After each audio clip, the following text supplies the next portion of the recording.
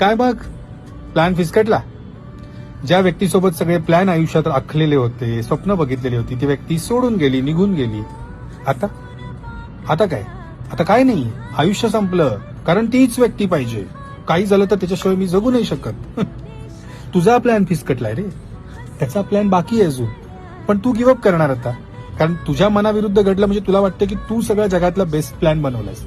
नाही, तुझा प्लॅन फिसकटल्यावर लक्षात घ्यायचं त्याचा प्लॅन सुरू झाला. आणि त्याच्या प्लॅननुसार लई बेस्ट गोष्टी घडतात आयुष्यात. फक्त श्रद्धा पाहिजे. कोणावर तुझी श्रद्धा आहे? स्वामींवर असू दे, तुझ्या सद्गुरूंवर असू दे, देवावर असू दे, पण त्यांच्या प्लॅनवरती श्रद्धा ठेव. आणि खरं सांगतो, एवढा भारी प्लॅन असतो ना त्यांचा.